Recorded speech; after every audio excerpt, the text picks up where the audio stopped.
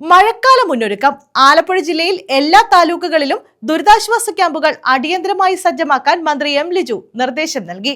മഴക്കാല മുന്നൊരുക്കവുമായി ബന്ധപ്പെട്ടുള്ള ഉന്നതതല യോഗത്തിൽ പങ്കെടുക്കുകയായിരുന്നു മന്ത്രി. തദ്ദേശ സ്ഥാപനങ്ങളുടെ പരിധികളിൽ അപകടകരമായി നിൽക്കുന്ന മരങ്ങൾ മുറിച്ചു മാറ്റണം. തോടുകളിലെ മഴക്കാല പൂർവ്വ ശുചീകരണം ഉടൻ പൂർത്തിയാക്കണമെന്നും മന്ത്രി നിർദ്ദേശം നൽകി. മഴക്കാല മുന്നൊരുക്കത്തിന്റെ ഭാഗമായി ആലപ്പുഴ ജില്ലയിലെ എല്ലാ താലൂക്കുകളിലും ആവശ്യമായത്ര ദുരിതാശ്വാസ ക്യാമ്പുകൾ അടിയന്തരമായി സജ്ജമാക്കാനാണ് മന്ത്രി എം ലിജു കർശന നിർദ്ദേശം നൽകിയത്. മഴക്കാല മുന്നൊരുക്കവുമായി ബന്ധപ്പെട്ട മന്ത്രിയുടെ നേതൃത്വത്തിൽ ജനപ്രതിനിധികളെയും ഉദ്യോഗസ്ഥരെയും ഉൾപ്പെടുത്തി കളക്ടറേറ്റ് കോൺഫറൻസ് ഹാളിൽ സംഘടിപ്പിച്ച ഉന്നതതല യോഗത്തിൽ പങ്കെടുക്കുകയായിരുന്നു മന്ത്രി.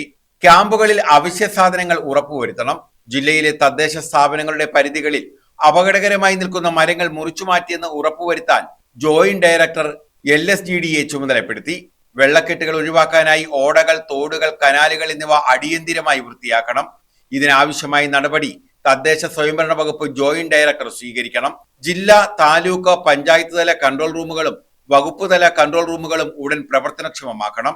മൈനർ ഇറിഗേഷൻ വകുപ്പ് ജലനിരപ്പ് നിരീക്ഷിച്ചുകൊണ്ടിരിക്കുകയും ആവശ്യമായ ഓരുമുട്ടുകൾ തുറന്നു കൊടുക്കുകയും വേണം.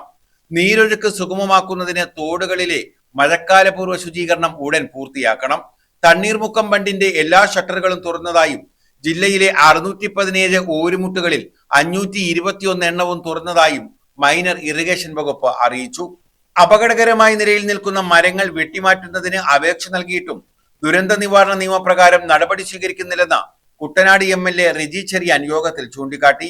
P Prasad MLA, AD Thomas MLA, ജില്ലാ പഞ്ചായത്ത് പ്രസിഡന്റ് A മഹേന്ദ്രൻ എന്നിവർ യോഗത്തിൽ നേരിട്ട് പങ്കെടുത്തു. MS അരുൺകുമാർ MLA ഓൺലൈനായി യോഗത്തിൽ പങ്കെടുത്തു.